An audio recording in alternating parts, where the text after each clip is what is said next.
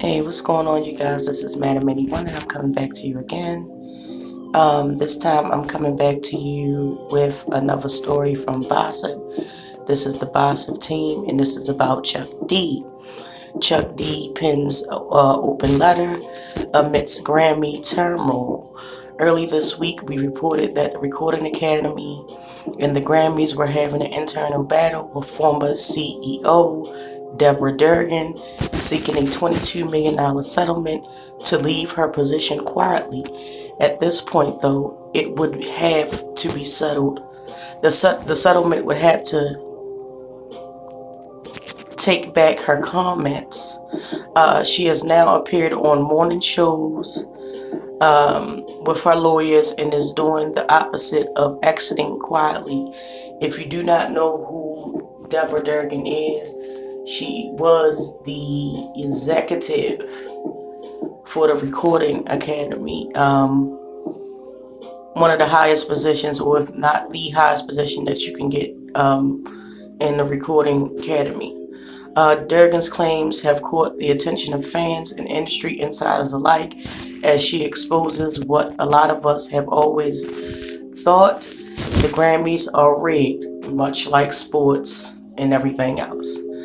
And artists have been screwed over due to favorism and on several occasions, like when Macklemore won Best Rap Album over Kendrick Lamar, Drake and Kanye and Jay-Z. Now, hip-hop legend Chuck D has penned an open letter about the situation to hip-hop as an art form. Read the letter in its entirety below.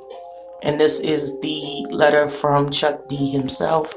It says, "Figures, I salute Deborah Dugan for her truth and her courage to try and affect change. As always, a bunch of ignorant, testosterone-filled, usually old white men stop progress and screw it up. Same old bullshit. They want to keep it status quo and make sure things like hip-hop stay the poster child of their fuckery. In 1989, we protested the Grammys because they refused to acknowledge a new art form called hip-hop/rap.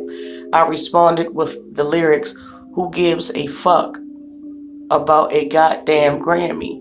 We fought to be recognized and for things to change. We kicked the door in for others to come through." Facts. After 35 years in this industry, folks still know that I always defer any individual accomplishments, always giving salutes to those before me and trying to open the door for those after me, and agreeing to accept the Lifetime Achievement Award when Deborah called me was no different. We discussed these issues and what needed to change. Hip-hop cannot be judged by a bunch of old corporate guards who rewrite history to serve their corporate bottom line. But it was obvious she was having her own struggles with the academy. That thinks Public Enemy ended in 1992. Yet to give us a Lifetime Achievement Award without acknowledging a lifetime of work, we had to haggle, to educate, to justify why a core member of our group for the past 22 years, DJ Lord, should be part of this award. We had to question why our biggest UK hit and the theme to the global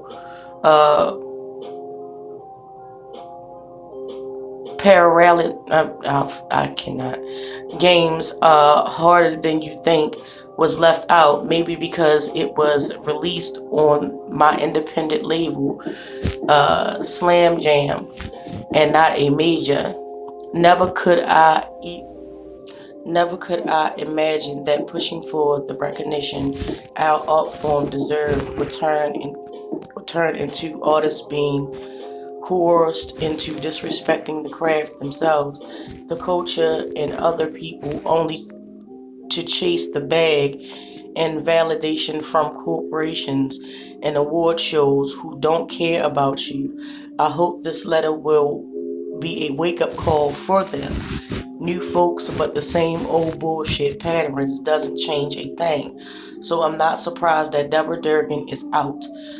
I am appalled because it reeks of the old same job, a new world order that considers the masses simply as them asses.